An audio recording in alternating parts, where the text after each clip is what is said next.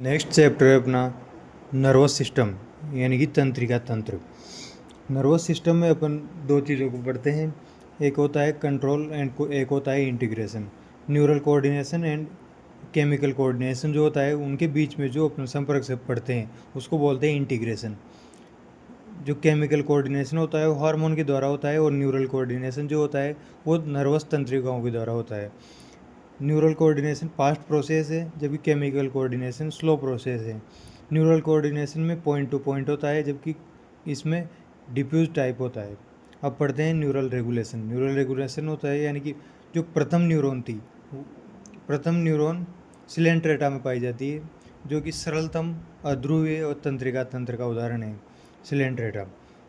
इसके बाद आर्थ्रोपोडा में well organised ganglion nerve cord पाई जाती है। इसके बाद ह्यूमंस जो है उसमें वेल डेवलप्ड होती है। ह्यूमंस में वेल डेवलप्ड और आर्थ्रोपोडा में वेल ऑर्गेनाइज्ड तंत्रिका तंत्र पाया जाता है। अब तंत्रिका तंत्र जो है उसको दो भागों में बांटा गया है, CNS और PNS। CNS में ब्रेन और स्पाइनल कोड आती है और PNS में आती है SNS यानी कि कायिक और ANS यानी कि स्वायत्त तंत्रिका तंत्र। ANS को भी आगे बांटा गया है अनुकंपी और परानुकंपी, सिंपैथेटिक एंड पैरासिम्पैथेटिक तंत्रिका तंत्र के रूप में। ANS जो है PNS जो है इसको बांटा गया है क्रेनियल कपालीय तंत्रिका तंत्र और स्पाइनल नर्व, इसको भी दो भागों में बांटा गया है। इस तरह से ये वर्गीकरण है। अब है दो प्रकार की सेल्स से तंत्रिका तंत्र का फॉर्मेशन होता है, न्यूरॉन और न्यूरोग्लिया। न्यूरॉन जो होते हैं उनकी संख्या होती है लगभग 100 मिलियन से भी अधिक और न्यूरोग्लिया जो होती है वो न्यूरॉन से भी ज़्यादा पाई जाती है। न्यूरॉन में माइलिन आच्छद होता है और न्यूरोग्लिया माइलिन आच्छद खुद बनाते हैं। न्यूरॉन में विभाजन एब्सेंट होता है और न्यूरोग्लिया में विभाजन प्रेजेंट होता है। आवेग संचरण न्यूरॉन में पाया जाता है, न्यूरोग्लिया में नहीं। रेनवियर की संधि न्यूरॉन में पाई जाती है, न्यूरोग्लिया में नहीं। अब न्यूरोग्लिया के जो उसके भी अधिक बहुत सारे भाग हैं उनको देखते हैं। न्यूरोग्लिया जो है उसकी उत्पत्ति एक्टोडर्मल है यानी कि एक्टोडर्म से न्यूरोग्लिया का निर्माण हुआ है। न्यूरोग्लिया दो भागों में बांटी गई है, CNS और PNS।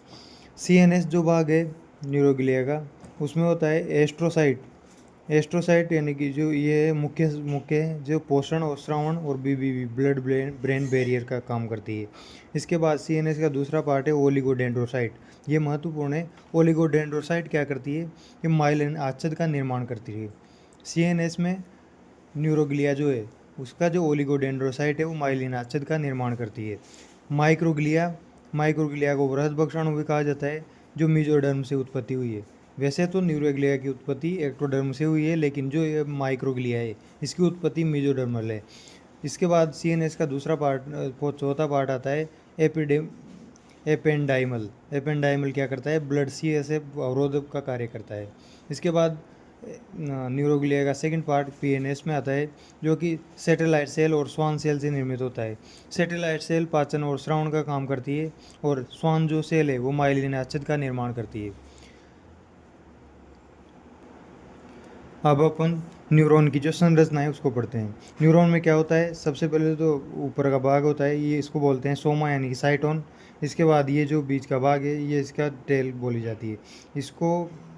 ये सोमा में क्या होता है, डेंड्राइट्स होते हैं, ऐसे डेंड्राइट्स निकले होते हैं।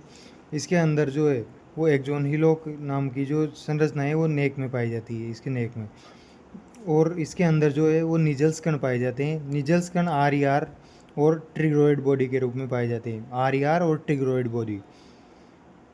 सोमासाइटोन की जो झिल्ली होती है उसको न्यूरोलेमा बोलते हैं और कोशिका द्रव्य को न्यूरोप्लाज्म बोला जाता है। इस तरह से अपन आगे बढ़ते हैं तो यहाँ पे ये मिलता है, इसको बोलते हैं नोड ऑफ रेनवियर यानी कि दो जो रेनवियर हैं ये दो जो रेनवियर हैं इनके बीच का जो है वो नोड ऑफ रेनवियर है। और रेनवियर के अंदर क्या पाया जाता है, स्वान सेल पाई जाती है। ये जो माइलिन आच्छद है ना, ये माइलिन आच्छद है, इसके अंदर स्वान सेल मिलती है, स्वान सेल। और ये जो लास्ट में ये एक्जोन टर्मिनल बोला जाता है। एक्जोन टर्मिनल के बाद में ये सिनेप्टिक नोब है, सिनेप्टिक नोब यानी कि दूसरी तंत्रिका यहाँ पे आगे जुड़ती है। और ये है सिनेप्टिक वेसिकल। सिनेप्टिक वेसिकल इसमें बहुत सारे केमिकल भरे होते हैं जो कि तंत्रिकाओं के बीच आदान प्रदान का कार्य करते हैं संदेशों के द्वारा। इसके बाद आता है न्यूरॉन। न्यूरॉन का वर्गीकरण। न्यूरॉन क्या होते हैं? सेंसरी न्यूरॉन और मोटर न्यूरॉन दो प्रकार की होती है। सेंसरी न्यूरॉन ऑर्गन से ब्रेन तक जाती है और मोटर न्यूरॉन जो है वो ब्रेन से ऑर्गन तक जाती है, इसलिए इसको इपेरेंट भी बोला जाता है। न्यूरॉन को दूसरे तरीके से डिवाइड करें तो माइलिन युक्त होती है और एक होती है माइलिन रहित। माइलिन युक्त जो न्यूरॉन होती है उसमें श्वान कोशिका प्रेजेंट होती है, माइलिन रहित में भी श्वान कोशिका प्रेजेंट होती है।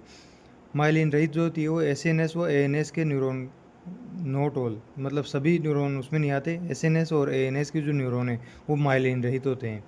माइलिन युक्त में मस्तिष्क के स्वेद्र में उपस्थित होती है, लेकिन माइलिन जो रहित है वो ग्रे मैटर में उपस्थित होती है, यानी मस्तिष्क के स्वेद्र में तो माइलिन युक्त और माइलिन रहित होती है ग्रे मैटर में।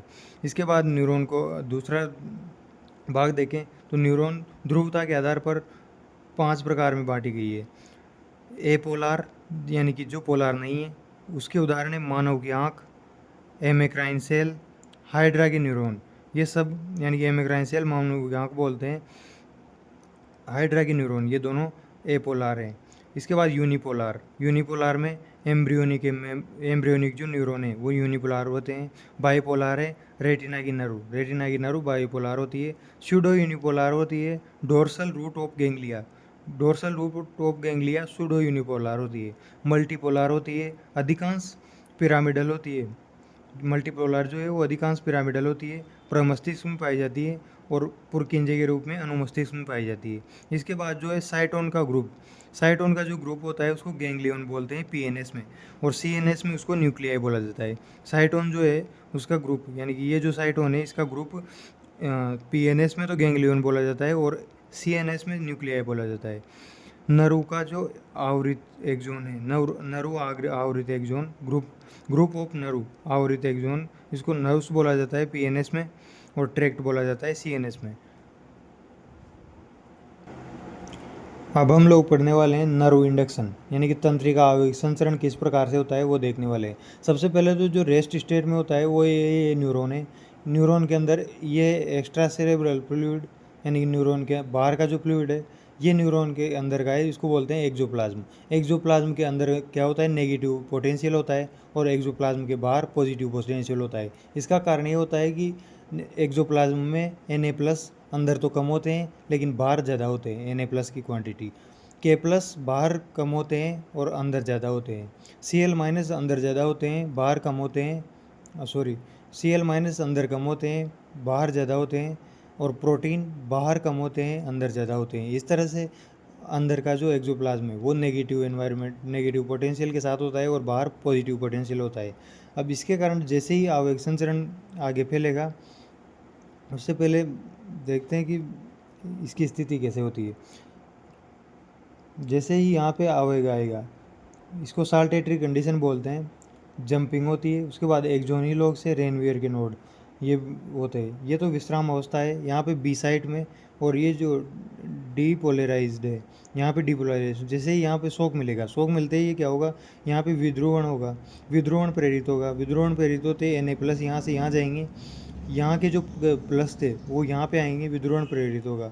इस तरह से यहाँ पे डीपोलराइजेशन प्रेरित होगा। इसको बोलते हैं साल्टेटरी कंडीशन।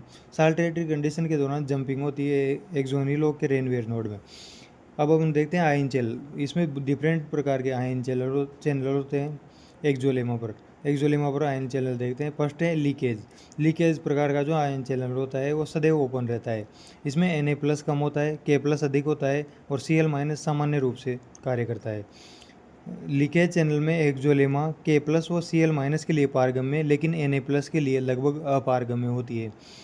वोल्टेज गेटेज जो चैनल है उसमें क्या होता है? पोटेंशियल के बदलाव से खुलना और बंद होना होता है। ये तो सदैव ओपन रहते हैं लीकेज तो, लेकिन वोल्टेज गेटेज ये पोटेंशियल में बदलाव के द्वारा खुलना और बंद होता है। इसका नियंत्रण Ca+ के द्वारा किया जाता है। लिगेंड गेटेज जो चैनल है वो तंत्रिका रसायन के प्रभाव से खुलते हैं और बंद होते हैं। इसके बाद अपन देखते हैं इसका जो प्रोसेस है आवेग संचरण का वो कैसे होता है। ये जो है अपनी रेस्टिंग स्टेट है, इसमें अंदर का तो नेगेटिव पोटेंशियल है -70 मिलीवोल्ट और बाहर का पॉजिटिव है। बाहर का पॉजिटिव किस लिए है? क्योंकि Na+ बाहर ज़्यादा है, K+ अंदर ज़्यादा है। इसके इस तरह ये पोटेंशियल डेवलप होता है। पोटेंशियल डेवलप ये एक्सोनी लोग है सही। यहाँ पे इसमें जैसे शॉक आता है वो Na+ और K+ पंप सक्रिय हो जाते हैं। ये पंप सक्रिय होते ही थ्रेशोल्ड से अधिक एक्सटर्नल स्टिमुलाई मिलता है। एक्सटर्नल स्टिमुलाई यानी बाहर से जो उत्प्रेरण मिलता है उसके द्वारा थ्रेशोल्ड से अधिक होने पर Na+ voltage gated channel open हो जाते हैं। ये चैनल ओपन होते ही Na+ बाहर से अंदर की ओर प्रवेश करता है। इस तरह से अंदर का जो पोटेंशियल है वो नेगेटिव से पॉजिटिव और बाहर का पोटेंशियल माइनस हो जाता है। ये जो बाहर का पोटेंशियल माइनस है इसको बोलते हैं विध्रुवण, यानी कि इसका डीपोलराइजेशन हो गया। डीपोलराइजेशन होने के बाद axon potential, action potential +30 millivolt, इसे नर्व इंडक्शन कहते हैं। इसी को जो ये एक्शन पोटेंशियल बनाए +30 मिलीवोल्ट, इसको ही नर्व इंडक्शन कहा जाता है। इसके बाद में जो ये विद्रोहण हुआ, इसके बाद जो Na और K+ गेट है वो निष्क्रिय हो जाते हैं। और ये निष्क्रिय होने के बाद क्या होता है, Na+ वोल्टेज गेटेड बंद हो जाते हैं और K+ voltage gated channel open हो जाते हैं। अब K+ ओपन होंगे तो क्या होगा, K+ वापस बाहर फेंका जाएगा। बाहर फेंकेंगे तो बाहर प्लस पोटेंशियल और अंदर माइनस हो जाएगा। इसको बोल देते हैं रीपोलराइजेशन, यानी कि इसका वापस रीपोलराइजेशन हो गया। इसके बाद ये रीपोलराइजेशन बहुत ज़्यादा बढ़ता जाता है क्योंकि K+ चैनल बंद नहीं हो पाते। इसके बाद बंद नहीं होते तो अंदर का जो पोटेंशियल है वो बहुत ज़्यादा नेगेटिव, यानी कि -90 मिलीवोल्ट हो जाता है। तो इसको बोला जाता है हाइपर पोलराइजेशन, यानी इसका हाइपर पोलराइजेशन हो गया। तो इसके बाद क्या होता है, Na+ K+ पंप एक्टिव हो जाते हैं। वापस से एक्टिव होने के बाद फिर वापस रेस्टिंग स्टेट में आ जाते हैं। इसको बोलते हैं रिफ्रैक्टरी पीरियड। ये जो यहाँ से लेकर हाइपर पोलराइजेशन लेकर जो रेस्टिंग स्टेट है इसको बोलते हैं रिफ्रैक्टरी पीरियड, यानी कि इस दौरान तंत्रिका आवेशन चरण संभव नहीं हो पाता है। तो इस तरह से ये पूरा प्रोसेस होता है। अब nerve conduction speed depends on, ये जो नर्व कंडक्शन की स्पीड है ये किसके ऊपर डिपेंड करती है वो अपन देखने वाले हैं। ये करती है तंत्रिका के व्यास पर। तंत्रिका का जितना ज़्यादा व्यास होगा उतना ही नर्व कंडक्शन ज़्यादा होगा। सेकेंड है एक्सोप्लाज्म का आयतन। एक्सोप्लाज्म का आयतन जितना ज़्यादा होगा उतना ही नर्व कंडक्शन ज़्यादा होगा। इसके बाद माइलिन आच्छद पे भी मैक्सिमम स्पीड लगभग 130 मीटर पर सेकंड होती है। लेकिन ये जो डिपेंडेंसी है वो 3 पे तो करती है, तंत्रिका का व्यास, एक्सोप्लाज्म का आयतन और माइलिन आच्छद, लेकिन ये तंत्रिका की लंबाई पर निर्भर नहीं करता है। इसके बाद अपन देखेंगे साइनेप्स। साइनेप्स क्या होता है, तंत्रिका की जो संधियाँ होती है उन्हें साइनेप्स बोला जाता है। एक्सोन और डेंड्राइट के बीच में जो संधि या फिर एक्सोन या फिर डायरेक्ट साइटोन के बीच में जो संधि होती है उसे साइनेप्स कहा जाता है। ये देख सकते हैं कि ये डेंड्राइट है, ये प्री साइनेप्टिक मेम्ब्रेन है, ये पे साइनेप्टिक क्लेफ्ट है और ये है पोस्ट साइनेप्टिक मेम्ब्रेन। इनके बीच में जो संधियाँ होती है उसको अपन पढ़ने वाले हैं। पहला है इलेक्ट्रिकल साइनेप्स कैसे होते हैं, 0.2 nm इनकी व्यास होता है, ये बहुत कम मिलते हैं। और दूसरे हैं केमिकल साइनेप्स, इनका व्यास होता है 20 nm के लगभग, ये सर्वाधिक पाए जाते हैं। इलेक्ट्रिक में नियंत्रण नहीं होता, इसमें नियंत्रण संभव होता है। इलेक्ट्रिक में Na+ नहीं होता है, सॉरी, इलेक्ट्रिक में न्यूरोट्रांसमीटर नहीं होते हैं, लेकिन केमिकल में न्यूरोट्रांसमीटर पाए जाते हैं। इलेक्ट्रिक प्रोसेस इसमें फास्ट प्रोसेस है, यानी कि डिले नहीं होता है, लेकिन केमिकल में स्लो प्रोसेस है। इलेक्ट्रिकल एक्सोन समान कंडक्शन करती है, लेकिन ये ऐसा नहीं करती है। अब ये जो न्यूरोट्रांसमीटर के प्रकार है एक्साइटेटरी न्यूरोट्रांसमीटर क्या करता है, एसिटाइल कोलिन का स्रावण करता है, एड्रीनलिन, नोरेड्रिलिन, ग्लूटामिक एमिनो एसिड, इन सबको एक्साइटेटरी न्यूरोट्रांसमीटर बोला जाता है, जो कि EPSP इनको बोला जाता है। और ये केमिकल के आधार पर, यानी कि इसके आधार पर साइनेप्टिक क्लेफ्ट को पोस्ट साइनेप्टिक मेम्ब्रेन पर Na+ ओपन होते हैं इसमें, और डीपोलराइजेशन प्रेरित होता है इसी एक्साइटेटरी के आधार पर। अब ये जो देख रहे थे अपन, ये दो प्रकार के होते हैं न्यूरोट्रांसमीटर। एक्साइटेटरी जिसमें एसिटाइल कोलिन, एड्रेनलिन, नोरेड्रिलिन और ग्लूटामिक एसिड पाए जाते हैं। दूसरे होते हैं इनिबिटरी टाइप के, इसमें क्या होता है, K+ और Cl- ओपन होते हैं, इसको हाइपर पोलराइजेशन कहते हैं। इसमें इनिबिटरी कौन कौन से होते हैं, ग्लाइसिनिक एसिड, अमीनो एसिड, डोपामाइन, गाबा, सेरोटोनिन और inhibitory post synaptic potential IPSP, inhibitory post synaptic potential. और यहाँ था ये इनिबिटरी थे, ये एक्साइटेटरी पोस्ट सिनेप्टिक पोटेंशियल, इन दोनों के कारण जनरेट होता है। ये जो है आवेग संचरण का, यानी कि यहाँ से जो ये आवेग संचरण होगा उसके बाद Ca2+ चैनल ओपन होंगे। ये जो Ca2+ चैनल है ओपन होंगे। इसके बाद न्यूरोट्रांसमीटर यहाँ से छोड़ा जाएगा सिनेप्टिक क्लेफ्ट में। सिनेप्टिक क्लेफ्ट से जो लिगेंड गेटेड चैनल है वो यहाँ पे ओपन होंगे और ये दूसरे एक्सोन में चले जाएंगे। इस तरह से ये आवेग संचरण प्रभावी होगा। नेक्स्ट है अपना CNS सिस्टम। CNS में क्या होता है, ब्रेन और स्पाइनल कॉर्ड होते हैं। ब्रेन को अपन पढ़ें तो उसमें क्या होता है, ब्रेन का ये संरचना होती है, ऊपर ही ऊपर क्रेनियम होता है, उसके बाद जो मेनिंजेज इसके आवरण है मस्तिष्क के, वो 3 प्रकार के आवरण होते हैं मेनिंजेज, और ये जो ये मेन ब्रेन है, इसके अंदर फ्लूइड भी भरा रहता है, उसके बारे में बाद में चर्चा करेंगे। मेनिंजेज जो है वो 3 प्रकार के होते हैं। ड्यूरामेटर क्या है, मोटे संयोजी ऊतक से बने होते हैं। इसके बाद एरिकनोइड होते हैं। एरिकनोइड पतले संयोजी ऊतक से बना होता है। ड्यूरामेटर मोटे संयोजी से, एरिकनोइड पतले संयोजी ऊतक से बना होता है। केवल स्तनधारियों में एरिकनोइड पाया जाता है।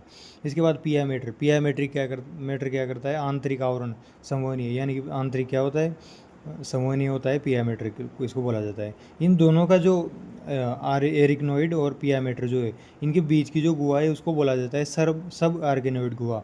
ये जो गुहा है वो CSF सेंट्रल स्पाइनल फ्लूइड से भरा होता है, जिसको प्रमस्तिष्क मेरुद्रव भी बोला जाता है। सेरेब्रम स्पाइनल फ्लूइड एंड प्रमस्तिष्क मेरुद्रव। इस तरह से ये ब्रेन की संरचना होती है। अब ब्रेन को कितने पार्टों में बांटा गया है, 3 पार्टों में। अग्र मस्तिष्क यानी कि प्रोसेंसिपेरोन, मिजेंसिपेरोन और पश्च मस्तिष्क यानी कि रोम्फेंसिपेरोन, पश्च मस्तिष्क। अग्र मस्तिष्क के 3 भाग हैं, टेलियनसिपेलोन प्रमस्तिष्क जिसको सेरेब्रम भी बोला जाता है, रायनसिपेलोन घ्राण मस्तिष्क ओल्फैक्टरी लोब, और डायनसिपेलोन को भी 3 भाग है, एपिथैलेमस, थैलेमस और हाइपोथैलेमस। इस तरह से अग्र मस्तिष्क का ये वर्गीकरण हो गया। इसके बाद मिजेंसिपेरोन मध्य मस्तिष्क है, उसमें क्रोरा सेरेब्राई, कॉर्पोरा क्वाड्रिजेमिना ये दोनों पाए जाते हैं। इसके बाद पश्च मस्तिष्क है, उसमें क्या होता है, मेटेंसिपेलोन और माइलेंसिपेलोन। मेटेंसिपेलोन में पोन्स और सेरिबेलम अनुमस्तिष्क पाया जाता है, और माइलेंसिपेलोन में मेडुला ओब्लंगेटा अंतिम भाग जो मस्तिष्क का होता है वो पाया जाता है। इस तरह से ब्रेन का डिवाइडेशन होता है। इसके बाद अग्र मस्तिष्क यानी कि अग्र मस्तिष्क को अपन पढ़ने वाले हैं।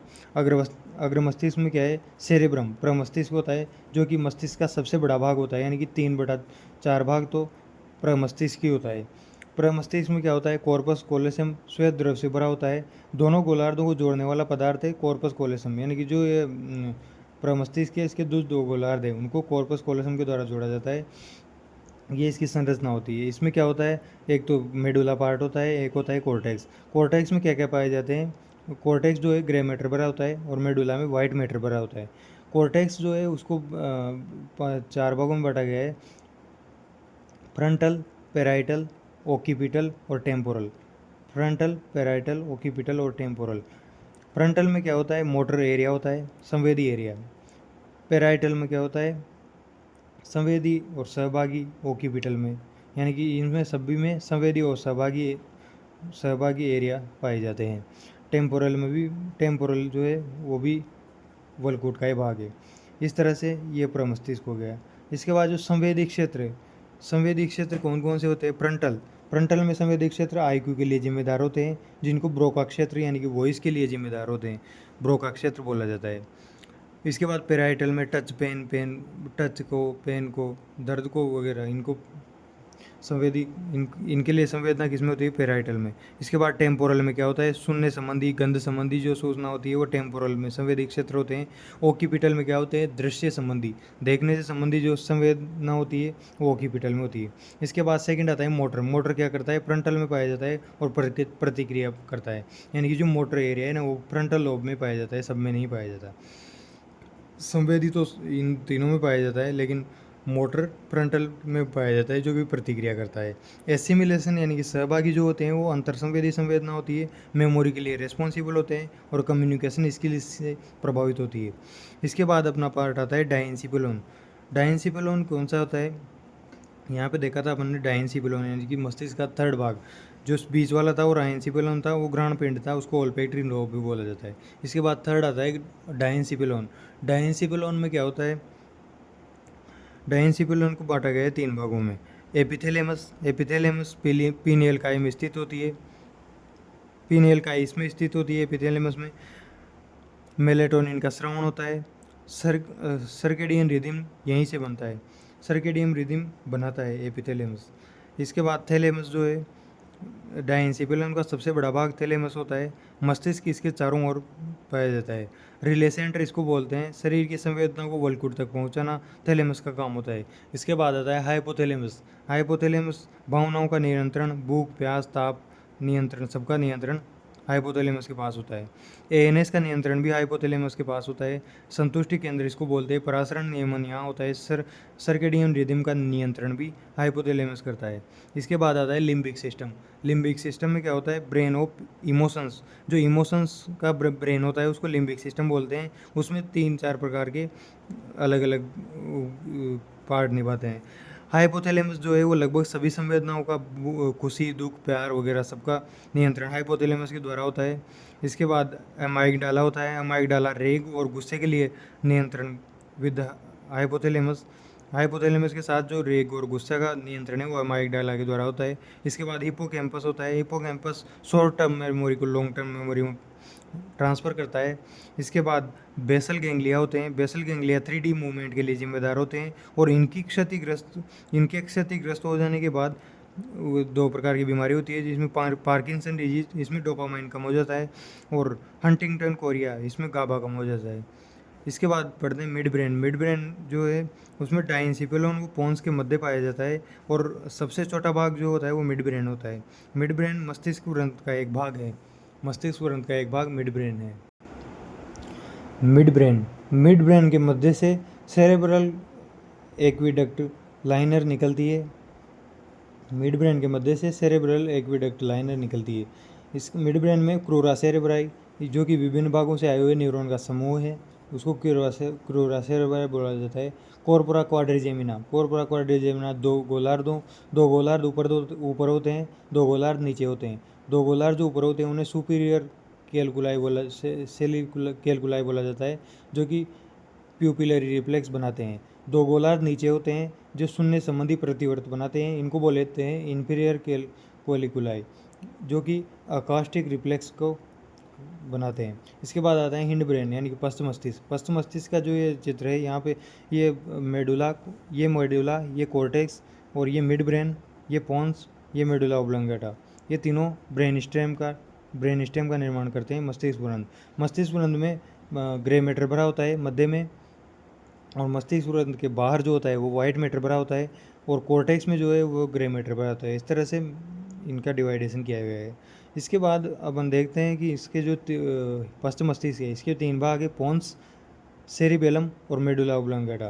पोन्स में क्या होता है, पोन्स न्यूमोटैक्सिक केंद्र है, एपन्यूस्टिक केंद्र है, यानी कि न्यूमोटैक्सिक यानी कि इंस्पायरेशन की दर को कम करता है, बलपूर्वक इंस्पायरेशन करवाता है। इसके बाद पोन्स जो है वो कनेक्शन का काम करता है श्वेत रेशेदार पथ के रूप में, जहाँ मस्तिष्क के विभिन्न भागों के न्यूरॉन जुड़ते हैं। वो कहाँ जुड़ते हैं, पोन्स में।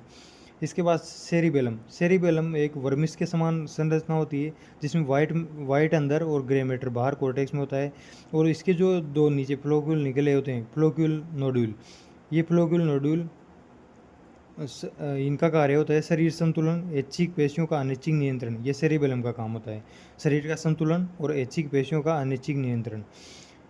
सेरिबेलम मस्तिष्क का सेकंड लार्जेस्ट भाग है।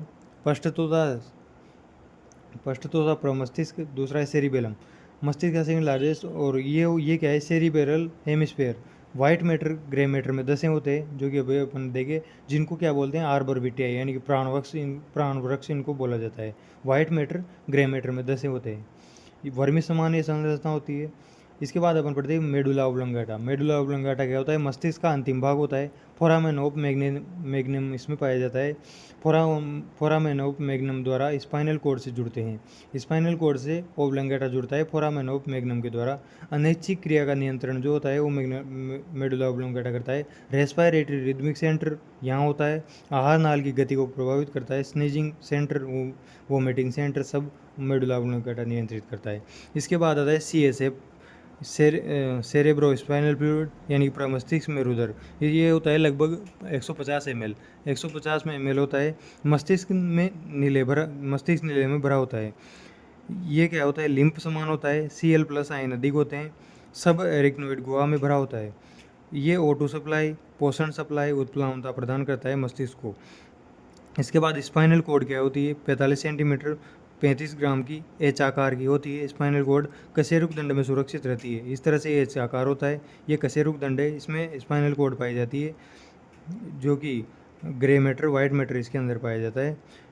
इसके बाद रिफ्लेक्स आर्क जो है उस प्रतिव्रत किया, उसकी खोज किसने की थी, मार्शल हॉल ने की थी। और इसमें क्या होता है, पीएनएस की जो उत्तेजन से होने वाली क्रिया है जिसमें सीएनएस का विशेष भाग सम्मिलित नहीं होता है, वो रिफ्लेक्स आर्क का पार्ट बनता है।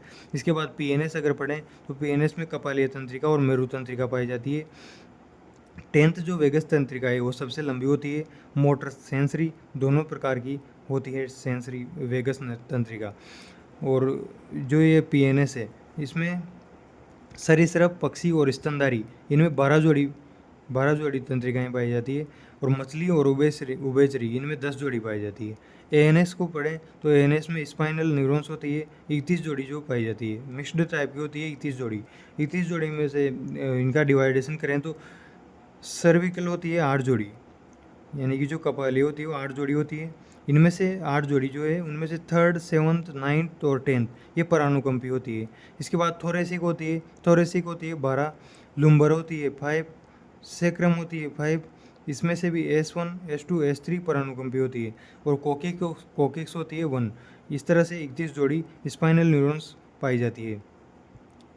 और इसी के साथ ये न्यूरल कंट्रोल एंड कोऑर्डिनेशन ख़त्म होता है। अपना नेक्स्ट चैप्टर है केमिकल कोऑर्डिनेशन में अपन पढ़ेंगे एंडोक्राइन ग्लैंड्स, यानी कि अंतःस्रावी जो ग्रंथियाँ हैं वो क्या करती है, हार्मोन का स्रावण करती है और डिफ्यूजन द्वारा डायरेक्ट रक्त में विसरित कर दिया जाता है। हेट्रोक्राइन ग्लैंड्स क्या होती है, हेट्रोक्राइन मिक्स्ड ग्लैंड्स होती है अग्नाशय और, यानी कि जो हेट्रोक्राइन यानी मिक्स्ड ग्लैंड्स है वो कौन कौन सी है, अग्नाशय और टेस्टिस, ये दोनों प्रकार की होती है। ऑटोक्राइन किन्हें बोलते हैं, जिनका समान अंग द्वारा स्रावित और उसी पर क्रियाशील होती है उन्हें ऑटोक्राइन बोलते हैं। पैराक्राइन किन्हें बोलते हैं, समान अंग द्वारा स्रावित और समीप की सेल पर क्रियाशील होती है। अब अपन पढ़ते हैं एंडोक्राइन ग्लैंड्स अपन पढ़ने जा रहे हैं। उसमें से पहला है हाइपोथैलेमस को मास्टर ऑफ मास्टर ग्लैंड्स बोलते हैं। इसको डायंसेफेलॉन में के आधार पर स्थित होती है। हाइपोथैलेमस 2 प्रकार के हार्मोन स्रावित करती है, रिलीजिंग और इनहिबिटरी हार्मोन। रिलीजिंग कौन से होते हैं, जैसे GnRH gonadotropin releasing hormone, GHRH सोमेटोस्टेरोन, TSHRH releasing hormone, LTHRH, ACTHRH, CRH, ये सब रिलीजिंग जो हार्मोन है ये हाइपोथैलेमस के द्वारा स्रावित होते हैं। अग्रपीयूष द्वारा श्रावण होता है इनका, यानी कि रिलीजिंग हार्मोन अग्रपीयूष द्वारा स्रावित होते हैं, लेकिन ये जो इनको रिलीजिंग हार्मोन बोला जाता है, यानी यहाँ से अग्रपीयूष से स्रावित करवाता है हाइपोथैलेमस। इनहिबिटरी कौन से होते हैं, सोमेटोस्टेरोन, GHIH, डोपामाइन, PIH, ये क्या करेगा, प्रोलैक्टिन के स्रावण को, डोपामाइन क्या करेगा, प्रोलैक्टिन के स्रावण को रोकेगा। सभी हार्मोन पेप्टाइड प्रकृति के होते हैं हाइपोथैलेमस के। इसके बाद अपन देखते हैं पिट्यूटरी ग्लैंड, पीयूष ग्रंथि क्या होती है, इस तरह से ये होती है। यहाँ हाइपोथैलेमस और ये पीयूष ग्रंथि है जो ये हाइपोफिजियल पोर्टल पाया जाता है यहाँ पे हाइपोथैलेमस और अग्रपीयूष के बीच। ये पार्स डिस्टेलिस बोला जाता है, ये पार्स इंटरमीडिया बोला जाता है। यहाँ का पार्ट ये पार्स इंटरमीडिया, ये पार्स डिस्टेलिस, ये अग्रपीयूष का भाग है। अग्रपीयूष कहाँ पे रहता है, सेला टर्सिका में पाया जाता है। और ये जो पार्स इंटरमीडिया और पार्स डिस्टेलिस है इनको संयुक्त रूप से, यानी कि ये जो है इसको एडेनोहाइपोहाइपोसिस यानी कि अग्र मस्तिष्क का पार्ट है। न्यूरोहाइपोहाइसिस जो कि पश्च मस्तिष्क है, ये एडेनोहाइपोहाइसिस 3/4 होता है। और न्यूरोहाइपोहाइसिस यानी कि पश्च पीयूष ये होता है 1/4। पश्च पीयूष में क्या होता है, इन्फंडिबुलम होता है ऊपर के साइड, इन्फंडिबुलम और पार्स नर्वोसा पश्च पीयूष, इन्फंडिबुलम और पश्च पीयूष मिलकर न्यूरोहाइपोहाइपोसिस बोला जाता है। पार्स इंटरमीडिया और पार्स डिस्टेलिस मिलकर अग्रपीयूष और पार्स इंटरमीडिया को मिलकर एडेनोहाइपोहाइपोसिस बोला जाता है। इस तरह से। और इसमें यहाँ पे पाए जाते हैं क्या पाए जाते हैं, हेरिंग बॉडी यहाँ पे पाई जाती है। इसके बाद एडेनोहाइपोपाइसिस की बात करें तो एडेनोहाइपोपाइसिस पार्स इंटरमीडिया के हार्मोन बोले जाते हैं इनको, यानी कि एडेनोहाइपोपाइसिस में जो पार्स इंटरमीडिया है इसके हार्मोन कौन कौन से, ये है MSH, एक ही हार्मोन श्रावण होता है यहाँ से MSH, यानी कि त्वचा वर्णक बनाता है। इसके बाद पार्स डिस्टेलिस, ये है पार्स डिस्टेलिस, ये तो पार्स इंटरमीडिया यहाँ का, यहाँ से होता है MSH। और पार्स डिस्टेलिस यानी कि अग्रपीयूष के हार्मोन कौन कौन से हैं जो कि स्टिमुलेटिंग यानी कि प्रेरक हार्मोन बोले जाते हैं, ये है ट्रोपोनिन पेप्टाइड प्रकृति के होते हैं। इनमें सोमेटोट्रोपोनिन वृद्धि hormone, gonadotropin FSH LH, TSH ACTH, prolactin LTH। स्तन ग्रंथि का विकास प्रोलैक्टिन से होता है। दूध संश्लेषण और स्रावण करवाते हैं, डोपामाइन को रोकेगा। ईस्ट्रोजन और प्रोजेस्टेरोन भी डोपामाइन को रोकने का काम करता है। इस तरह से ये पार्स डिस्टेलिस यानी कि अग्रपीयूष के भाग हो गए हैं। इसके बाद अपन देखते हैं पार्स नर्वोसा पश्च पीयूष के हार्मोन कौन कौन से। पश्च पीयूष के सिंथेसिस हाइपोथैलेमस पेप्टाइड प्रकृति के होते हैं। संग्रह और श्रावण का कार्य इनके द्वारा किया जाता है। इसमें पहला है ऑक्सीटोसिन। ऑक्सीटोसिन क्या होता है, मिल्क लेट डाउन हार्मोन इसको बोलते हैं। चिकनी पेशियों का संकुचन करवाता है। गर्भाशय बर्थ हार्मोन भी इसको बोला जाता है।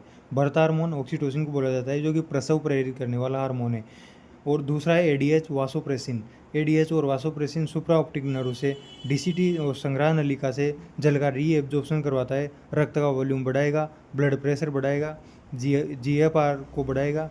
इस तरह से ADH डायबिटीज़ और ADH की कमी के कारण डायबिटीज़ इंसिपिडस नाम का व्याधि होती है। इसके बाद अपन देखते हैं सोमेटोट्रोपिन, यानी कि जो ये हार्मोन थे पार्स डिस्टेलिस के, इनमें से अपन एक एक को देख रहे हैं। तो TSH को अगर देखा जाए तो थायराइड ग्रंथि की वृद्धि करवाता है। थायरोक्सिन संश्लेषण और स्रावण को प्रेरित करता है। थायरोक्सिन संश्लेषण और श्रावण प्रेरित करता है और थायराइड ग्रंथि की वृद्धि करवाता है। इसके बाद सोमेटोट्रोपिन क्या करता है, सोमेटोट्रोपिन कोशिका विभाजन और दीर्घीकरण का काम करता है। वृद्धि थायरोक्सिन करता है। कोशिका विभाजन और दीर्घीकरण तो सोमेटोट्रोपिन करता है, लेकिन वृद्धि थायरोक्सिन के द्वारा होती है। सोमेटोट्रोपिन के अतिश्रावण के कारण क्या होता है, एक्रोमेगलिया या फिर गिगेंटिज्म। बच्चों में तो गिगेंटिज्म होता है और एक्रोमेगलिया होता है वयस्कों में। और अगर इसका अल्पश्रावण वयस्कों में एक्रोमेगलिया को क्या बोलते हैं, गोरिल्ला प्रभाव भी बोला जाता है। यानी कि इसका सोमेटोट्रोपिन का अतिश्रावण से गोरिल्ला प्रभाव यानी कि एक्रोमेगलिया वयस्कों में पाया जाता है। और अगर इसका अल्पश्रावण हो तो इसमें क्या होगा, एक्रोमाइक्रिया और ड्वार्फिज्म इसको बोला जाता है। पीयूष क्षति के कारण अल्पश्रावण होता है और इसको एटिलियोसिस बोला जाता है। यानी कि अगर सोमेटोट्रोपिन का अल्पश्रावण होगा तो उसको एटिलियोसिस बोला जाता है। इसके बाद ACTH क्या करता है, एड्रिनलिन ग्लैंड्स के वलकुट से, एड्रिनलिन जो ग्लैंड है उसके वलकुट से ACTH का श्रावण होता है। ग्लूकाकोर्टिकोइड कोर्टिसोल का श्रावण कराता है, वहाँ से उसको श्रावण को प्रेरित करता है ग्लूकाकोर्टिकोइड। इसके बाद पीनियल का है। पीनियल क्या होती है, एक्टोडर्मल है। सबसे पहले तो पीनियल एक्टोडर्मल है। थर्ड आई भी इसको बोला जाता है। और इसके जो हार्मोन है वो होता है मेलाटोनिन। मेलाटोनिन क्या करता है, ट्रोपोफेन का रूपांतरण है और 24 आवर्स चक्र का बनाना यानी कि सर्केडियन रिदम को बनाता है मेलाटोनिन। और मेलाटोनिन डायूरिनल एक्टिविटी का लिए भी जिम्मेदार होता है, यानी कि तापमान, प्रतिरक्षा, उपापचय, आर्तव चक्र, इन सब का नियमन मेलाटोनिन के द्वारा किया जाता है। मस्तिष्क के थैलेमस के ऊपर इसकी स्थिति होती है।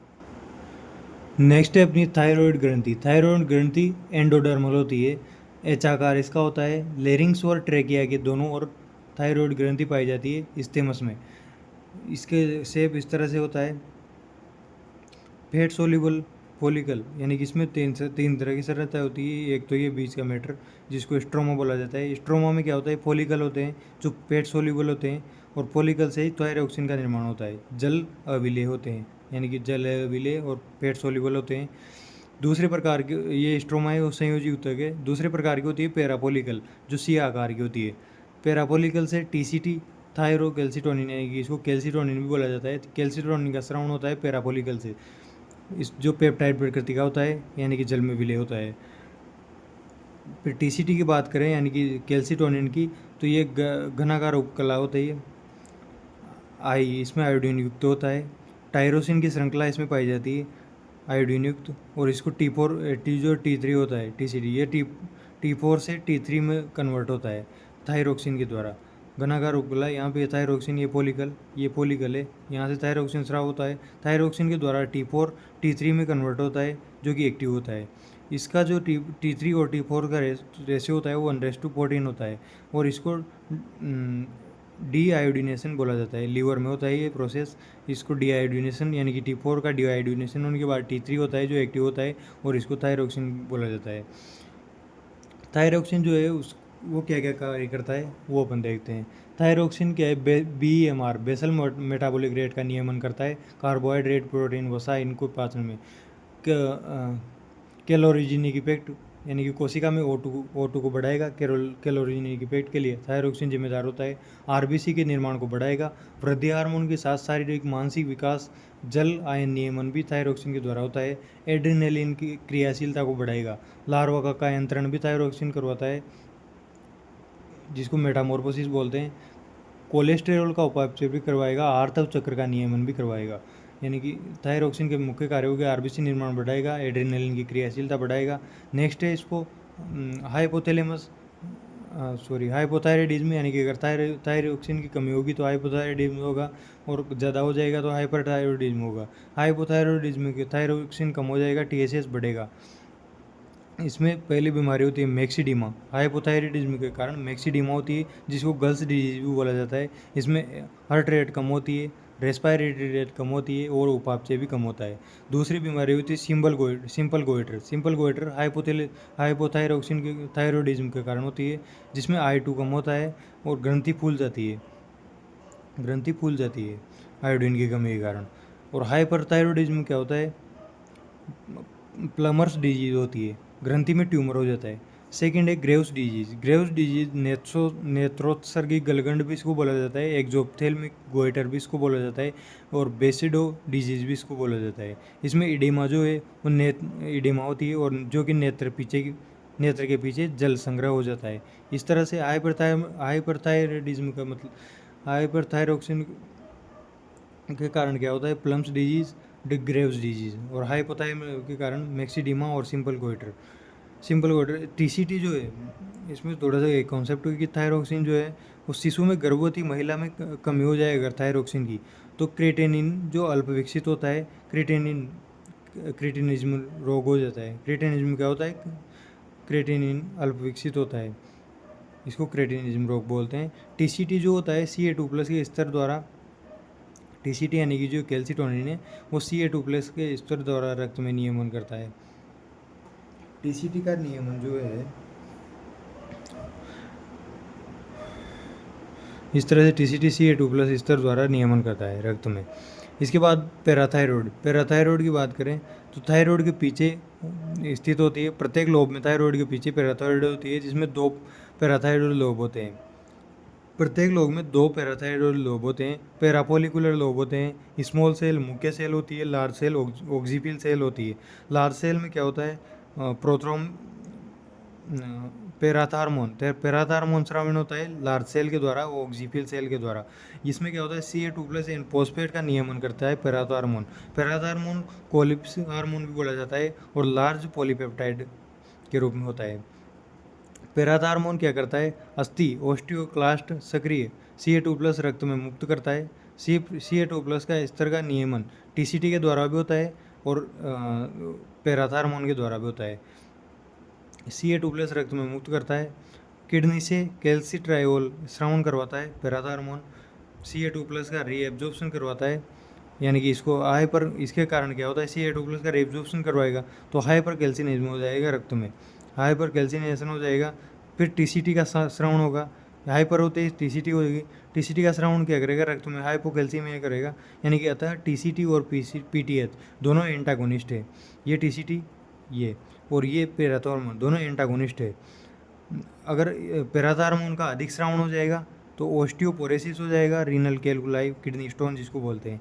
और पेराथार्मोन का अल्प स्रावन होगा तो ब्लड में कैल्शियम की कमी हो जाएगी, टिटेनी रोग जिसको पेशी संकोचन भी बोला जाता है वो हो जाएगा। इसके बाद आती है अपनी नेक्स्ट ग्रंथि थाइमस कहाँ पे पाई जाती है। थाइमस का जो आकार होता है वो इस तरह का होता है, डोम शेप, ऊपर प्यूबर और प्यूबर्टी मतलब आकार क्या है, इसका जो ग्राफ है जैसे शिशु में ऐसी होती है, फिर प्यूबर्टी तक बढ़ती है, फिर कम होकर वृद्ध में बहुत ह्रासित हो जाती है। थाइमस जो है उरोस्थि के नीचे होती है, हृदय के ऊपर होती है, महाधमनी की पृष्ठ सतह पर स्थित होती है। थाइमस के हार्मोन होते हैं थाइमोसिन। थाइमोसिन पेप्टाइड प्रकृति का होता है। थाइमोसिन में टी लसीकाणु और बी लसीकाणु पाए जाते हैं। टी लसीकाणु CMI के लिए रिस्पॉन्सिबल, बी लसीकाणु HMI के लिए ह्यूमन मेडिएटेड। फिर इसमें जो ये ग्राफ है इसकी देखें तो शिशु में क्या होती है, छोटी ग्रंथि होती है, प्यूबर्टी में विकसित होती है और वयस्क में ह्रास हो जाता है। ओल्ड एज में कमजोर प्रतिरक्षा का कारण सबसे छोटी ग्रंथि थाइमस हो जाती है, इसलिए कमजोर प्रतिरक्षा हो जाती है। यानी कि प्रतिरक्षा के लिए जिम्मेदार ग्रंथि कौन सी है, थाइमस। इसके बाद आती है एड्रिनल ग्लैंड। एड्रिनल ग्लैंड, अपनी जो एड्रिनल ग्लैंड है वो एक्टो मीजोडर्मल उत्पत्ति होती है इसकी। यानी कि इसमें जो मेडुला और कोर्टेक्स होते हैं, कोर्टेक्स तो मीजोडर्मल होता है और मेडुला एक्टोडर्मल होता है। इस तरह से ये किडनी के ऊपर पाई जाती है। इसको सुप्रा रीनल ग्लैंड भी बोला जाता है। ये जो कोर्टेक्स है, कोर्टेक्स 3 भागों में बांटा जाता है। ये कोर्टेक्स कोर्टेक्स जो कि मीजोडर्मल उत्पत्ति है, इसको 3 भागों में बांटा गया है। जोना ग्लोमेरुलोसा, जोना पेसिकुलेटा, जोना रेटिकुलरिस, यानी कि GFR। जोना ग्लोमेरुलोसा, जोना पेसिकुलेटा, जोना रेटिकुलरिस। जोना ग्लोमेरुलोसा में मिनरलोकोर्टिकॉइड मिलते हैं जिसको एल्डोस्टेरोन का स्राव होता है। जोना पेसिकुलेटा से ग्लूकाकोर्टिकॉइड का स्रावण होता है और जोना रेटिकुलरिस से सेक्स कोर्टिकॉइड का स्रावण होता है। इन तीनों को संयुक्त रूप से ये तीनों स्टेरॉइड होते हैं प्रकृति में। नेक्स्ट है अपना एड्रिनल ग्लैंड के हार्मोन। हार्मोन में जैसा कि हमने कोर्टेक्स में देखा, कोर्टेक्स में 3 प्रकार के होते हैं। मिनरेलोकोर्टिकॉइड, मिनरेलोकोर्टिकॉइड एल्डोस्टेरोन भी बोला जाता है, जो श्रवण रास पर निर्भर होता है। मिनरेलोकोर्टिकॉइड जो होते हैं उनका श्रवण रास पर निर्भर होता है, रेनिन पर। यानी कि कार्य DCT द्वारा Ca+ और Na+ का रीएब्जॉर्प्शन प्लस जल, इनका रीएब्जॉर्प्शन कराता है और ब्लड वॉल्यूम को बढ़ाता है। K+ का उत्सर्जन कराता है। यानी कि मिनरेलोकोर्टिकॉइड इन सबको नियमन करता है। Cl- Na+ रीएब्जॉर्प्शन करवाता है, ब्लड वॉल्यूम को बढ़ाता है। एल्डोस्टेरोन जो है उनका अगर अतिस्रावण हो तो क्या होता है, केंस डिजीज हो जाती है। यानी कि Na+ बढ़ेगा, Cl- बढ़ेगा, K+ कम हो जाएगा। Na+ बढ़ेगा, Cl- बढ़ेगा तो हाइपर नेट्रीमिया और हाइपोकेलेमिया ये होता है अतिस्रावण के कारण, केंस डिजीज इसको बोला जाता है। त्वचा में ब्रोंज प्रभाव भी बोला जाता है इसको, त्वचा में प्रभाव पड़ता है केंस डिजीज का। अगर इसका एल्डोस्टेरोन का अल्पस्रावण हो तो एडिसन्स डिजीज हो जाता है। एडिसन डिजीज में क्या होता है, Na+ कम, Cl- कम, K+ ज़्यादा। यानी कि हाइपोनेट्रीमिया और हाइपरकेलेमिया हो, यहाँ पे एडिसन्स डिजीज में पाया जाता है। इसकी निष्क्रियता ऑफ न्यूरॉन, पेशी शिथिल हो जाती है इसके कारण। इसके बाद अपन सेकंड पढ़ेंगे ग्लूकाकोर्टिकॉइड। ग्लूकाकोर्टिकॉइड भी कोर्टिसोल जो है उसका मुख्य हार्मोन है कोर्टिसोल। इसके ग्लूकाकोर्टिकॉइड के कार्य क्या होते हैं, ब्लड ग्लूकोज को बढ़ाता है, लिपोलाइसिस वसा का अपचयन कराता है, प्रोटीन का अपचय कराता है और आरबीसी की संख्या बढ़ाता है, एमिनो एसिड ब्लड में बढ़ाता है। अगर ग्लूकाकोर्टिकॉइड का अतिस्रावण हो तो कुशन्स रोग होता है, मूनफेस इसमें इसके लक्षण होते हैं। अगर इसका अल्पस्रावण हो तो एडिसन्स डिजीज होती है। एडिसन डिजीज एल्डोस्टेरोन के अल्पस्रावण से भी होती है और ग्लूकाकोर्टिकॉइड के अल्पस्रावण से भी एडिसन डिजीज होती है, जिसमें ग्लूकोज की कमजोरी होती है। कोर्टिसोल जो है वो इसका मुख्य हार्मोन है ग्लूकाकोर्टिकॉइड का।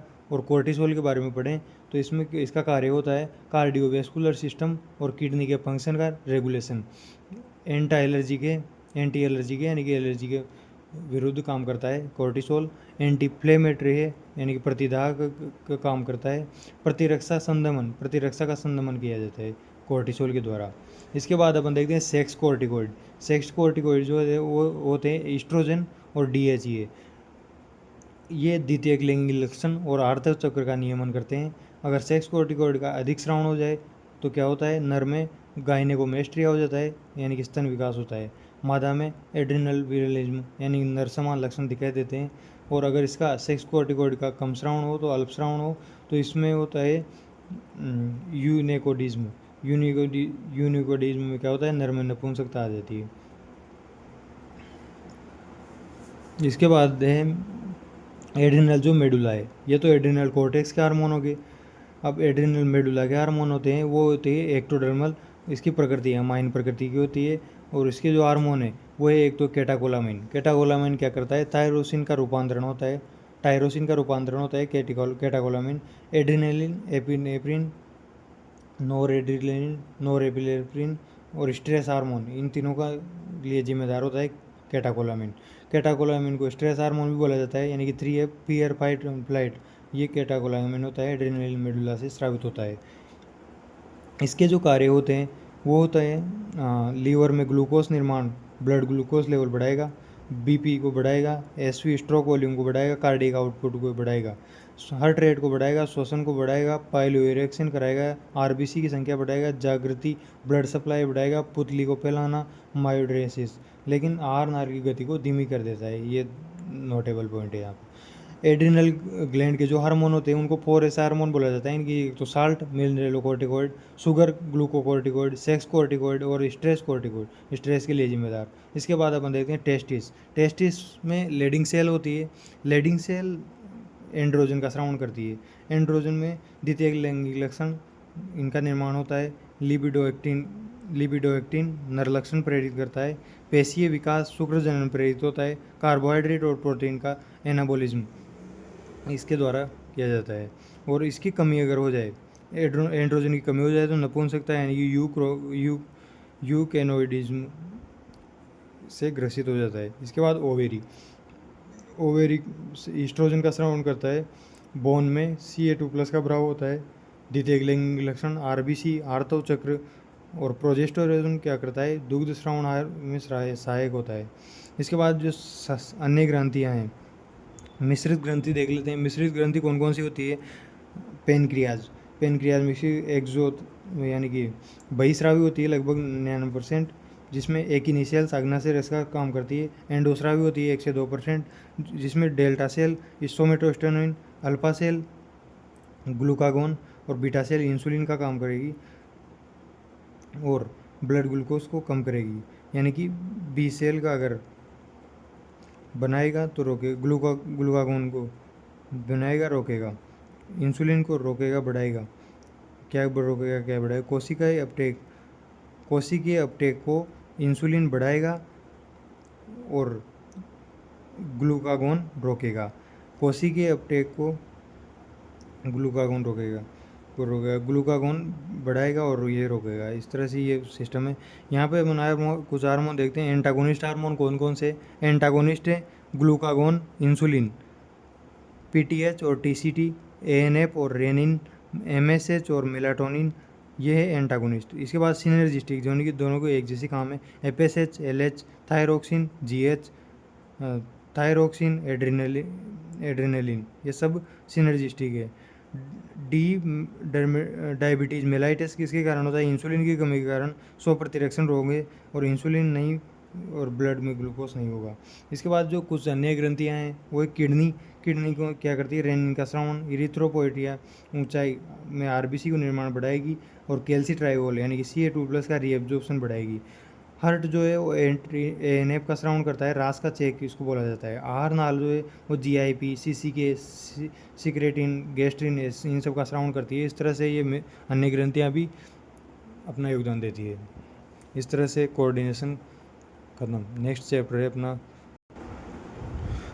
मसल कॉन्ट्रैक्शन, यानी कि पेशी का संकुचन की क्रियाविधि है, उसको अपन पढ़ने वाले हैं। उसमें सबसे पहले अपन 3 फैक्ट देखते हैं कि बोन को बोन से जोड़ने वाले को लिगामेंट, स्नायु बोलते हैं। मसल को बोन से जोड़ता है टेंडन यानी कि कंडरा, और मसल को मसल से जोड़ता है पेशिया, जो कि अपन पढ़ने वाले हैं। मसल कॉन्ट्रैक्शन में क्या होता है, मूवमेंट सभी सजीवों का गुण है, लेकिन लोकोमोशन नहीं है। प्रत्येक लोकोमोशन मूवमेंट है, बट वाइस वर्सा यानी कि प्रत्येक मूवमेंट लोकोमोशन नहीं है।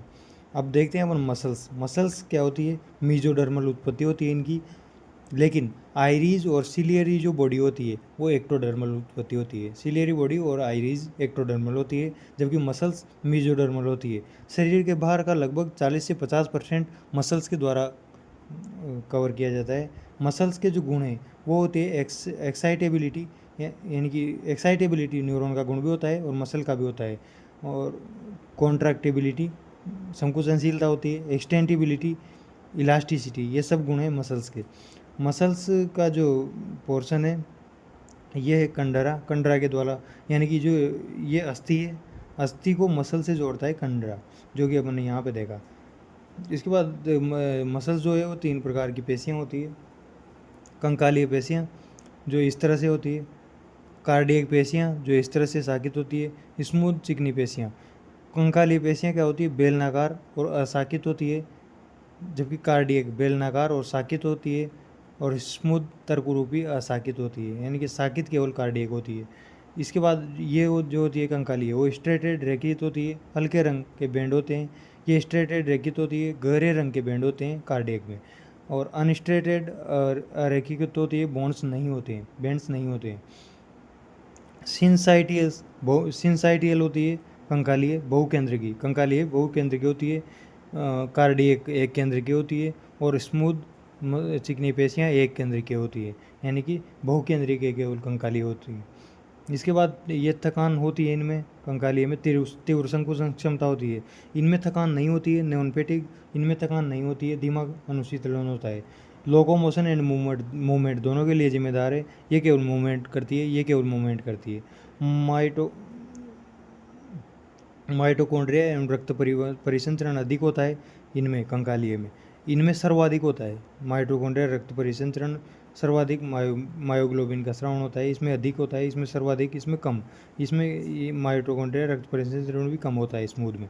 इसके बाद ऐच्छिक नियंत्रण होता है कंकालीय पेशियों का, वॉल्यूंटरी नियंत्रण होता है, CNS और SNS इसमें पार्ट लेते हैं। और कार्डियक का होता है अनैच्छिक नियंत्रण, ANS इसके द्वारा इसको कंट्रोल किया जाता है। और चिकनी पेशियाँ भी अनैच्छिक नियंत्रण के द्वारा काम करती है। अब अपन इसकी संरचना देखें तो कंडरा मसल को बोन से जोड़ता है। डिस्ट्रोफिन प्रोटीन जो है वो इसके अंदर पाया जाता है कंडरा में, मसल से बाहर। ये मसल है, मसल की अगर आंतरिक ये देखें तो इसमें पहले तो ये संयोजी ऊतक के द्वारा बहुत सारे पेसिकल जुड़े होते हैं, जिनको पुलिका यानी कि पेसिकल बोलते हैं। पेसिकल के जो अंदर की पेसिकल का जो आवरण है उसको एंडोमाइसियम बोलते हैं। और इसके जो पेरीमाइसियम बाहर के आवरण को, और अंदर के आवरण को एंडोमाइसियम बोलते हैं। ठीक है। इसके बाद पेसिकल जो है पुलिका, इसमें मायोफाइबर पाया जाता है, पेशी कोशिका, इसको मायोसाइट भी बोलते हैं, जो संरचनात्मक इकाई है, यानी कि मायोफाइबर इसकी पेशी की संरचनात्मक इकाई है। क्रियात्मक अभी आगे बढ़ने वाले हैं। अब ये जो आवरण है एंडोमाइसियम, पेरीमाइसियम और एपीमाइसियम, ये एपीमाइसियम, ये पेरीमाइसियम और ये एंडोमाइसियम, ये तीनों जो आवरण है पेसिकल के समूह से निर्मित होती है। अब ये कुछ फैक्ट है इसके, इन सब के बारे में, कि पेसिकल से के समूह से निर्मित होती है, और पेशिया को जोड़ने वाली जो संरचना है वो पेसिकल होती है। मायोफाइबर के समूह पेशी की स्ट्रक्चरल यूनिट है। मायोफाइबर पेशी की स्ट्रक्चरल यूनिट है, और फंक्शनल जो यूनिट है वो होती है सार्कोमेयर, जो अपन आगे पढ़ने वाले हैं। इसके बाद अपन पढ़ते हैं मायोफाइबर, जो कि पेशी की संरचनात्मक इकाई है। मायोफाइबर की जो झिल्ली होती है उसको सार्कोलेमा बोलते हैं। कोशिका द्रव्य को सार्कोप्लाज्म बोलते हैं। माइटोकॉन्ड्रिया को सार्कोसोम बोलते हैं। अनेक केंद्रक होते हैं इसलिए सिंसाइटोम बोलते हैं। ER जो होता है मायोफाइबर में उसको सार्कोप्लाज्मिक रेटिकुलम बोला जाता है, SPR। और ये कहाँ पे होता है, ये इस तरह से ये ER होता है। इसमें L ट्यूब्यूल जो होती है, L ट्यूब्यूल में Ca2+ का संग्रहण होता है, और T ट्यूब्यूल में Ca2+ का स्रावण होता है, यानी कि T ट्यूब्यूल से स्रावण और L ट्यूब्यूल में Ca2+ का संग्रहण होता है। अब अपन देखते हैं कि सार्कोप्लाज्म जो है कोशिका द्रव्य, इसमें समांतर व्यवस्थित नलिकाकार संरचनाएं होती है, जिन्हें मायोफाइब्रिल भी बोला जाता है। मायोफाइब्रिल यानी कि मायोफिलामेंट, जो कि संकुचनशील प्रोटीन से निर्मित होती है, ये इस तरह की दिखाई देती है, और ये इस तरह की समानांतर व्यवस्थित नलिकाकार संरचना है। ये है मायोफाइबर। मायोफाइबर ऐसा दिखता है। मायोफाइबर की जो ऊपरी की परत है इसको एंडोमाइसियम बोलते हैं। एंडोमाइसियम जो अपन यहाँ पे पढ़ी थी, ये मायोफाइबर की ऊपरी की परत है। इसके बाद अपन देखते हैं ये है सार्कोलेमा, इसकी जो झिल्ली है मायोफाइबर की वो सार्कोलेमा। ये सार्कोप्लाज्म हो गया, ये SPR हो गया, ये केंद्रक हो गया, ये हो गया सार्कोसोम, ये हो गया तीन प्रोटीन से निर्मित होता है थिक फिलामेंट। ये थिक फिलामेंट है, ये भी अभी इसको यहाँ पे अनुप्रस्थ काट देखेंगे इसका। थिक फिलामेंट्स 3 प्रोटीन से निर्मित होता है ये चीज़, थिक फिलामेंट। इसमें पहला है थिक फिलामेंट, थिन फिलामेंट यानी कि मोटा, ये पतला फिलामेंट। इसके अंदर पहले तो ये देख लेते हैं कि दो प्रकार के बैंड पाए जाते हैं, या फिर यही देख लेते हैं पहले थिक फिलामेंट क्या होता है।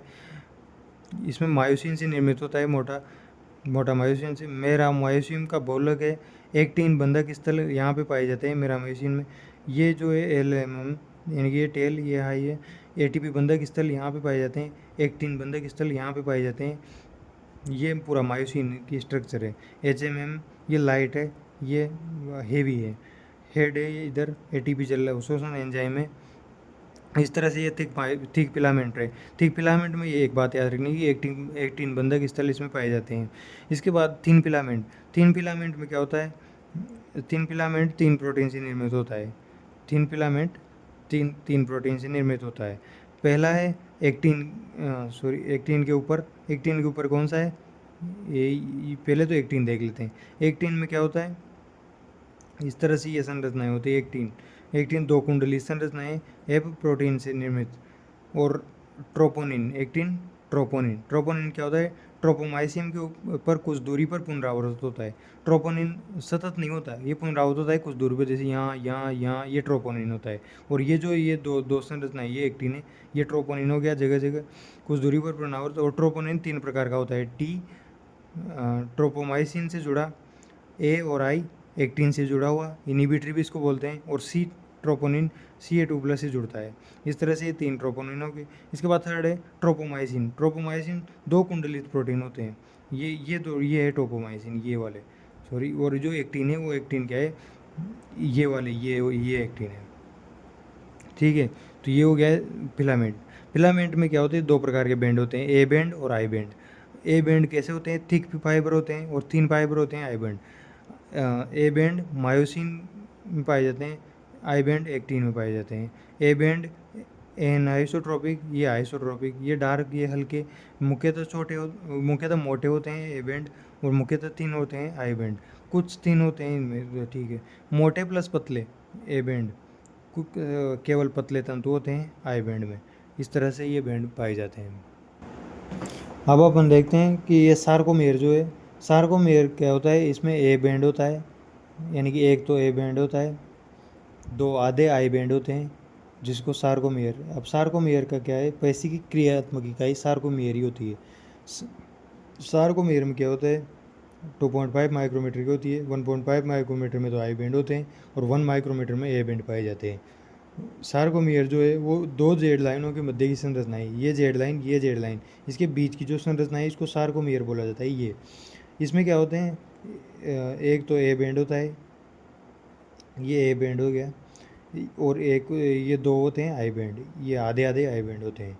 इस तरह से, और ये तो जेड लाइन के बीच की संरचना होगी। पेशी में संग्रहित भोजन ग्लाइकोजन कहलाता है। ये एम लाइन है, सही। एम लाइन क्या करती है, ए बैंड को बीच में से काटती है और इनको दोनों को अलग करती है, यानी और एच क्षेत्र क्या होता है, एच क्षेत्र होता है 2 आई बैंड के बीच की जगह, इसको हैंसन्स जोन भी बोला जाता है। एम लाइन ए बैंड के मध्य की रेखा है। इस तरह से ये सार्कोमेयर की संरचना है। इसके बाद अपन देखते हैं पेशी संकुचन की क्रियाविधि, सबसे इम्पोर्टेंट स्लाइडिंग फिलामेंट थ्योरी है, हक्सले द्वारा प्रतिपादित किया गया था। थिक फिलामेंट पर थिन फिलामेंट का विसर्जन, मोटे पर पतले का विसर्जन, ये होती है स्लाइडिंग फिलामेंट थ्योरी, हक्सले ने दी थी। इसमें क्या होता है, फर्स्ट है तंत्रिका द्वारा मोटर न्यूरॉन का सक्रियण, जो मोटर न्यूरॉन होते हैं उनका सक्रियण होता है। एक से अधिक मायोफाइबर का सक्रियण होता है।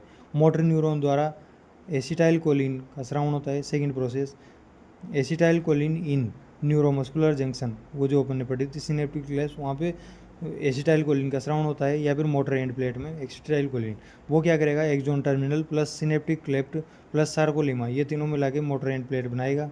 एक्सोन टर्मिनल, सिनेप्टिक क्लेफ्ट और सार्कोलेमा, ये तीनों मिला के मोटर एंड प्लेट बनाएगा। थर्ड प्रोसेस रहेगी अपनी, सार्कोलेमा पर Na+ चैनल खुलेंगे। सार्कोलेमा पर Na+ चैनल खुलेंगे तो सार्कोलेमा का विद्रोहण होगा। सार्कोलेमा का विद्रोहण होने के बाद SpRT ट्यूब्यूल Ca2+ राउंड करेगी। Ca2+ ट्रोपोनिन C से जुड़ेगा। Ca2+ जब ट्रोपोनिन C से जुड़ा रहेगा, इस दौरान थिक थिन फिलामेंट की लंबाई अपरिवर्तित रहती है। जिस टाइम पे Ca2+ ट्रोपोनिन C से जुड़ेगा, उस टाइम थिक या थिन फिलामेंट की लंबाई अपरिवर्तित रहती है। जैसे ही Ca2+ ट्रोपोनिन सी से जुड़ेगा, ये Ca2+ ट्रोपोनिन सी से जुड़ेगा, तो Ca2+ का श्रवण ट्रोपोनिन सी, यानी कि यहाँ पे बनाएगा Ca2+ ट्रोपोनिन सी कॉम्प्लेक्स। ये Ca2+ ट्रोपोनिन सी कॉम्प्लेक्स बन गया। इसमें ADH+PI ATP का जल अपघटन हो जाएगा, क्रॉस ब्रिज का निर्माण हो जाएगा। ये क्रॉस ब्रिज बन गया। इसके बाद क्या होगा, ये इसमें स्लाइड करेगा, ADP बनेगा। ADP के बाद न्यू ATP आएगी और उसके बाद क्रॉस ब्रिज का टूटना हो जाएगा, यानी कि यहाँ पे क्रॉस ब्रिज टूट जाएगा, Ca2+ वापस अलग हो जाएगा और ये मायोसियम अलग हो जाएगा। अब पेशी संकुचन के दौरान क्या होता है? पेशी संकुचन के दौरान ए बैंड अपरिवर्तित रहता है, आई बैंड छोटा होता है। तो पेशी संकुचन के दौरान ए बैंड अपरिवर्तित, आई बैंड छोटा, जेड जोन छोटा होता है या पूर्ण ह्रासित हो जाता है, और सार्कोमियर छोटा या 25% रह जाता है। इसके बाद कुछ फैक्ट है, जैसे लंबे समय तक संकुचन के लिए सर्टेन क्रेटिनिन फॉस्फेट आवश्यक होता है। लंबे समय तक संकुचन के लिए क्रेटिनिन फॉस्फेट आवश्यक होता है। नया ATP आने पर क्रॉस ब्रिज टूटेगा, जैसा कि यहाँ पे देखा, ये नया ATP आया तो क्रॉस ब्रिज टूट गया। क्रेटिनिन फॉस्फेट क्या करेगा, ADP को ATP में परिवर्तित करवाएगा, और ATP में परिवर्तित होता है क्रॉस ब्रिज टूट जाएगा। संकुचन के लिए ऊर्जा स्रोत ATP है। सतत संकुचन के लिए क्रेटिनिन फॉस्फेट, संकुचन के लिए ATP, सतत संकुचन के लिए क्रेटिनिन फॉस्फेट। नए ATP नहीं आने पर पेशी में जकड़न होगी, जिसको रिगर बोला जाता है, और मृत्यु पश्चात रिगर मोर्टिस बोला जाता है। पेशी का जो अनुशीतलन है, ये तो संकुचन हो गया था, ये है अनुशीतलन। अनुशीतलन में क्या होगा, एक्टिन कोलिन का पाचन, एसिटाइल कोलिन जो है उसका पाचन हो जाएगा, सार्कोलेमा का विद्रोहन समाप्त हो जाएगा, Ca2+ पुनः एल्ट्यूब्यूल में आ जाएगा, एक्टिन के सक्रिय स्थल ढक जाएंगे। अब अपन देखते हैं lactic acid cycle. Lactic acid cycle जो है अवायवीय है, ग्लूकोज से ग्लाइकोज से लैक्टिक एसिड बनेगा, लैक्टिक एसिड बनेगा। पेशियों में दर्द प्रेरित होगा, लैक्टिक एसिड लीवर में जमा होगा, लीवर में 20% CO2, 80% ग्लाइकोजन, ग्लाइकोनियोजेनेसिस होगा, इससे ग्लूकोज बनेगा। कौन साइकिल, मसल ग्लूकोज, और इस तरह से ये साइकिल चलेगी, लैक्टिक एसिड साइकिल। इसके बाद मसल फाइबर दो प्रकार के होते हैं, रेड और वाइट। रेड जो है वो कम व्यास के होते हैं, वाइट अधिक व्यास के होते हैं। मायोग्लोबिन ज़्यादा होता है, इसमें कम होता है वाइट में। संकुचन धीमा होता है रेड में, इसमें तीव्र होता है। SPR कम विकसित होता है रेड में, इसमें अधिक विकसित होता है। इसमें स्लो थकान, इसमें जल्दी थकान। पीठ की पेशियाँ रेड होती है, आई बॉल पेशियाँ वाइट मसल फाइबर होता है। ईगल की विंग में रेड मसल फाइबर होता है, और आई बॉल पेशी स्पैरो की विंग में वाइट मसल फाइबर होता है। इस तरह से अपना ये मसल कॉन्ट्रिक्शन का टॉपिक कंप्लीट होता है।